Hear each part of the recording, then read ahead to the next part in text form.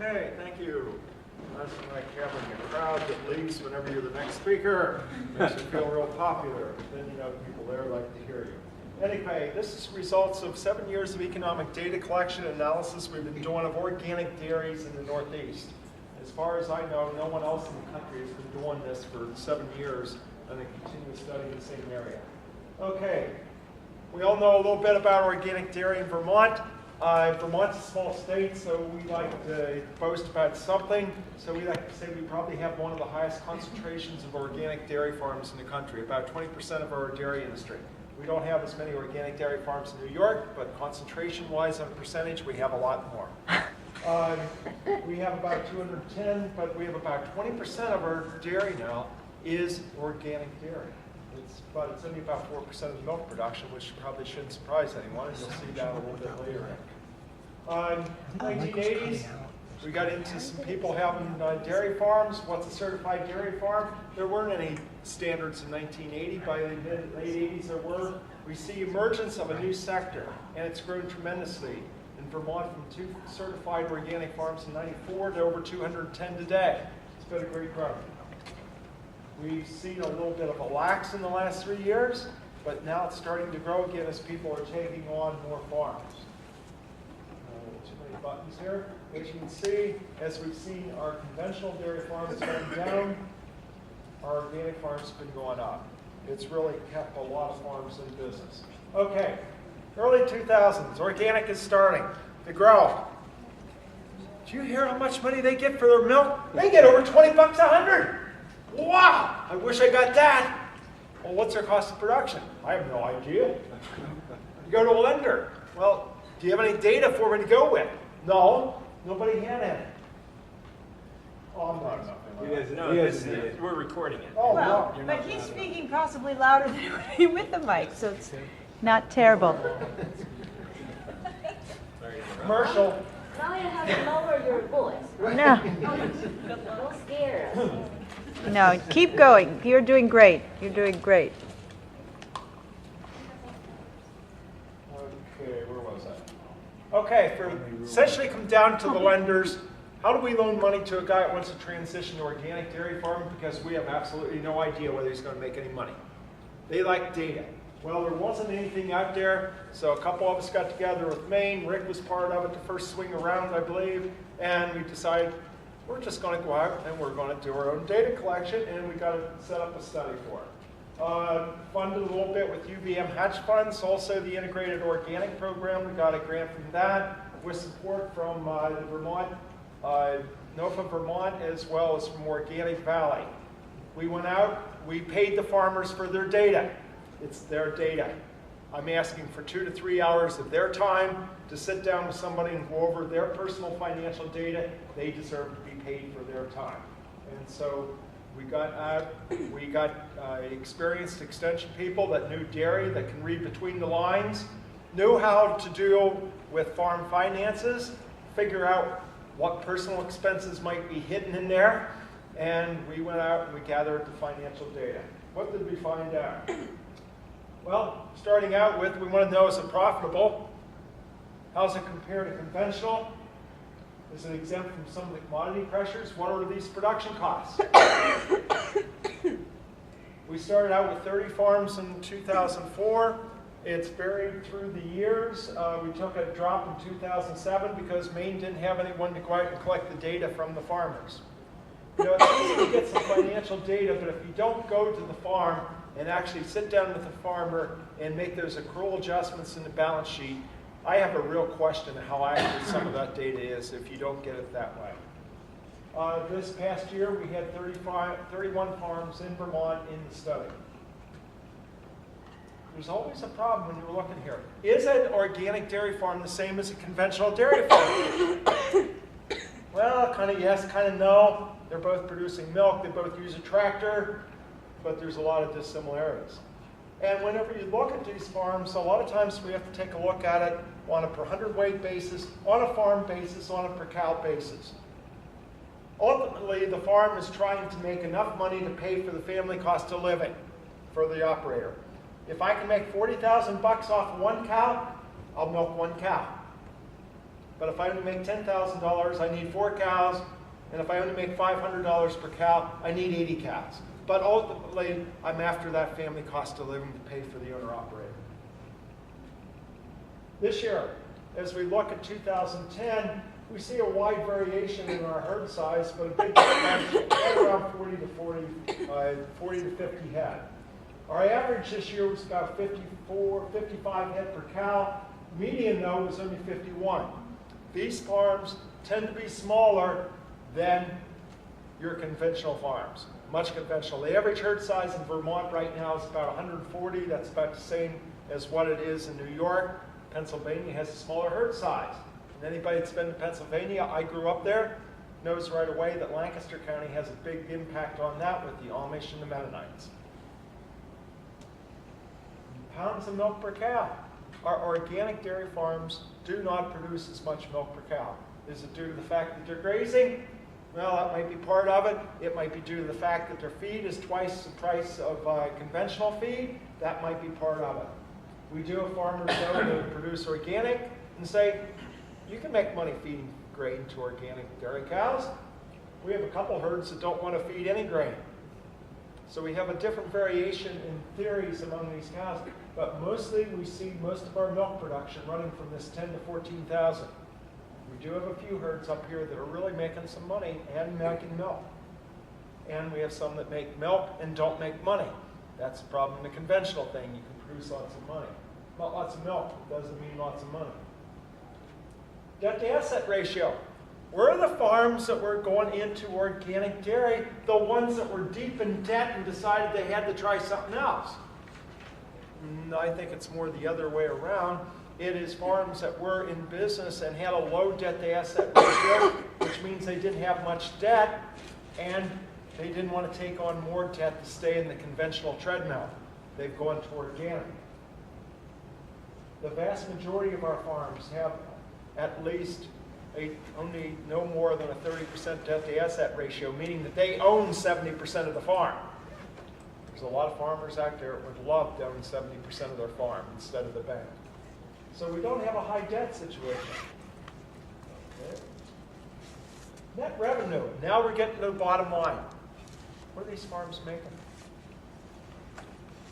We've got a problem this year. We're starting to see some things here that we're seeing an average of $40,000 net farm income. This is before we pull anything out for family cost of living. So out of $40,000 on an accrual adjusted income, farmers have to pay for family cost of living, pay off principal payments on real estate, and reinvest in the farm. There's not a whole lot there. And when you look at the median is only about $35,000. This year was not the best year of profitability for our organic dairy farms. We take on what our return on assets, 7 below, so 10 of our 31 farms were below 0 on return on assets. That is after we charge $35,000, which is a conservative figure to use for family cost of living. Only the Amish live on $35,000. They can live on $20,000, and even they have a hard time on that. We have a couple that are doing real good. So this kind of gives a little bit of different picture, but also whenever you're thinking about averages. If you have one of your feet in a bucket of boiling water and the other bucket in liquid nitrogen, you know, on average you're feeling pretty good. But when you have these extremes, you kind of have to take these numbers apart sometimes and take a look at what is going on in the entire sector. So whenever we take a look at 2000... Quick question? Yes?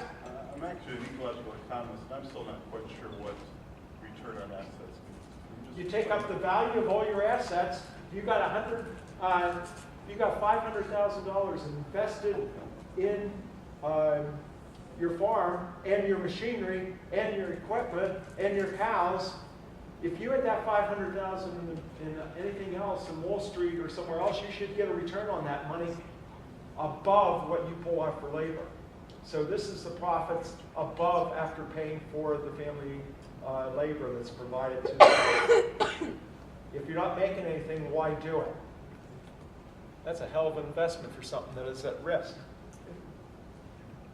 For the summary for the year, even though when we're taking a look at $32 per hundredweight net cash revenue, we're getting to the point that the farm's averaging only $40,000. If you take $35,000 out for family living, there's not a whole lot left over. Rick? I always, family living, I don't like using that term anymore because really, you've got to say it's return for management and labor. This is what we're paying the primary farm manager. Right. And if there's two farmer operators there, but this does not include off-farm income or anything else, this is an arbitrary figure we're using because it coincides closely with the Northeast Dairy Farm Summary that we're putting a charge in there. You can call family living or return or the actual payment for the operator's labor and management. This is what that represents. And they're not getting rich at $35,000 a year. It's all those things, really. So when we take a look at this, this year's not been the best year on this. Now, this is 1 year, it's a point in time. We've been doing this for the last 7 years. What is the trend? What have we been seeing? Over the last 7 years, we started this in 2004, we got some criticism from organic farmers saying, we're not doing that bad. Well, what we found out was they were doing worse than conventional farmers in 2004. And some of our organic processors were wondering why they couldn't get more people going into organic. If you remember in 2004, milk prices hit 20 bucks a hundred that year. That was milk check heaven because feed was still cheap, relatively. 2005, 2006, we started seeing milk price, organic milk price, taking a big jump. So did net revenue and profitability. 2006, 2007, farmers were making some pretty good money into organic. Since then, we've been seeing an erosion of that return on asset and this profits that is available after you pay the expenses. Profitability is going down, yet the farm size, it's kind of going up. This year it's going down a little bit due to farms that were in the study. We take a look at this from what are their expenses. If you start putting this family living in there on a per hundredweight basis, you can see the first 2 years there was not, when we take a charge out for the operator's labor, there wasn't enough money left in there to pay the operator. So in 2004, 2005, the organic dairy farms, even though they were getting a higher price for their milk, were not making out that well. Then we start seeing a turnaround, and we're starting to see some profit originating from this. When you put on it on a per cow basis, these are the expenses that a lot of the farms incurred. About $1,000 per cow for feed all the way along each year. Now, this is the dollar charge for organic feed. It's not on a per ton basis or something like this. Now, anyone would look at this and go, Bob, you got to be out of your head. Organic feed's really going up in price the last couple of years. Well, what do farmers do when feed goes up in price? They feed less. They're still spending about the same amount, but they're feeding a lot less in volume.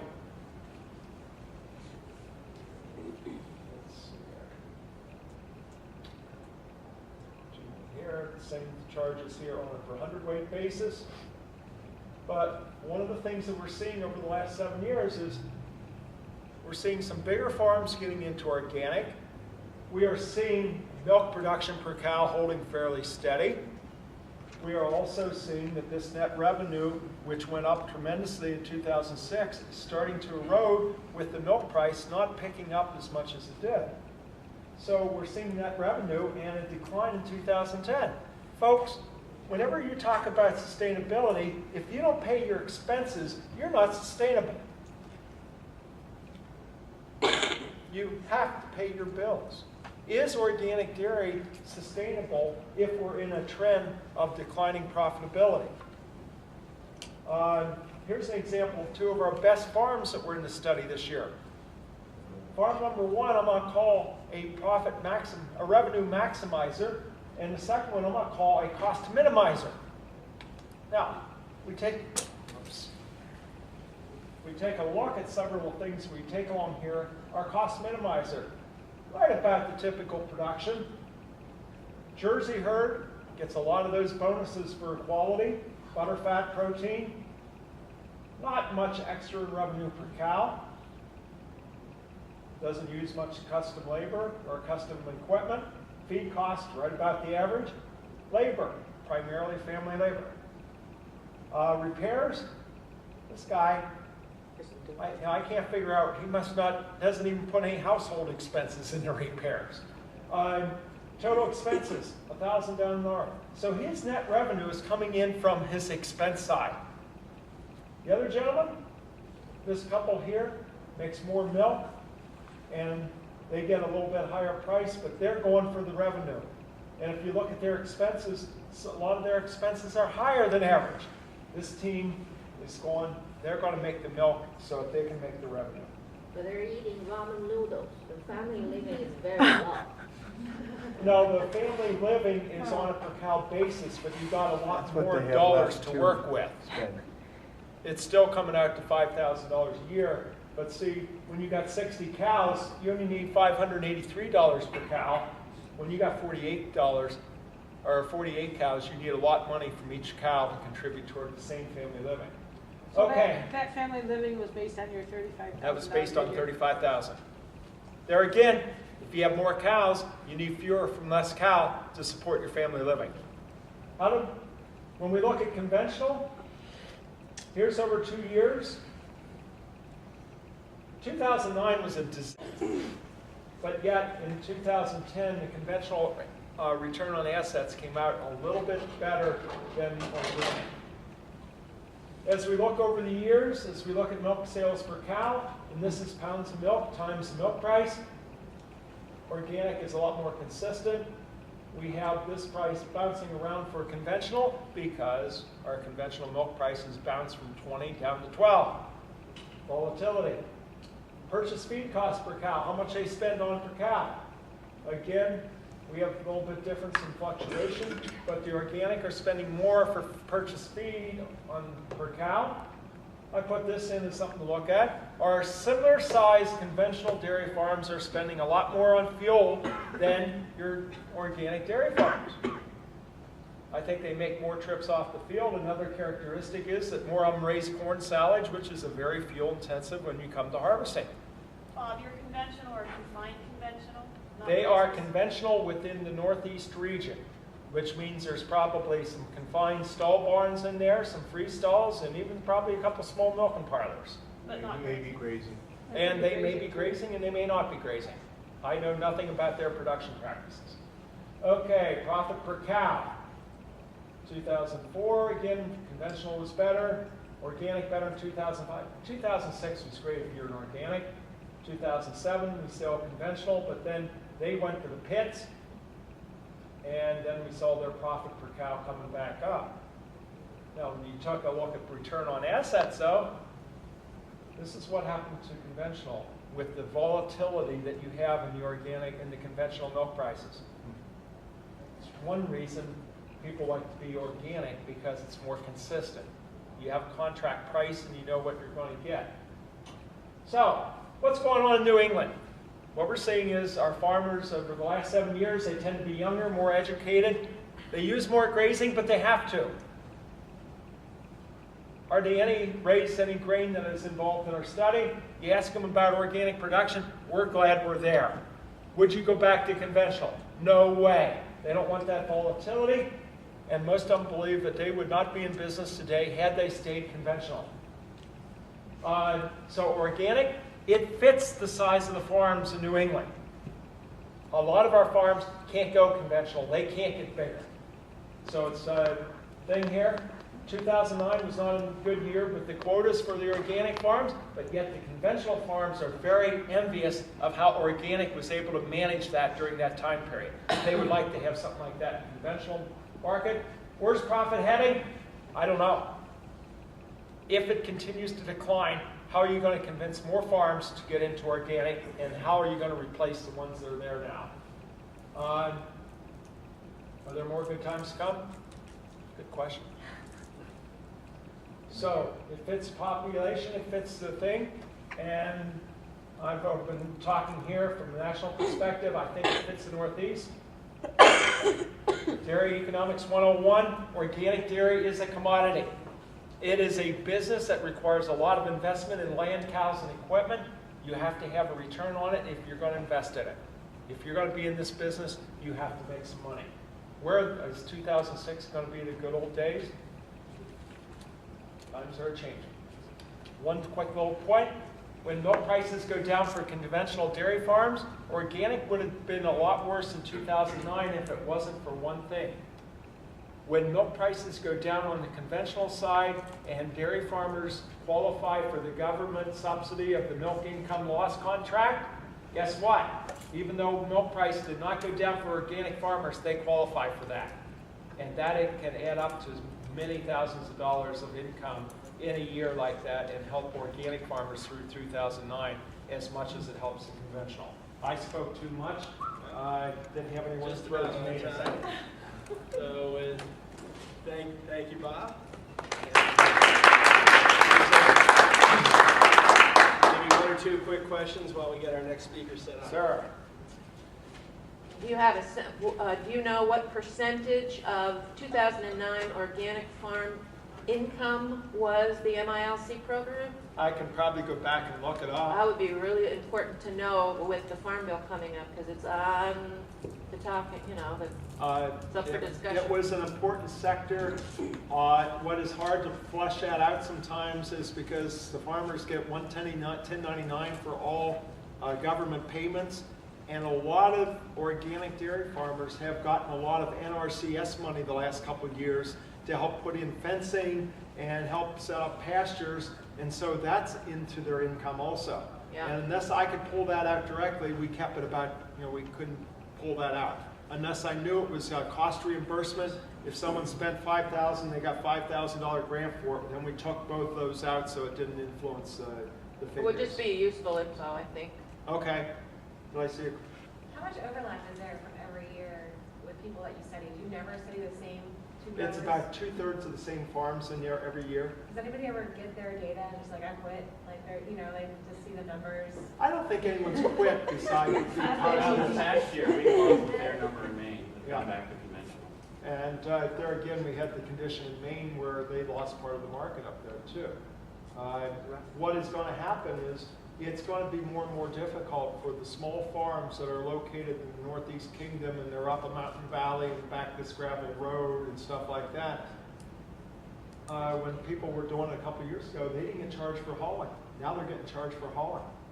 Made a big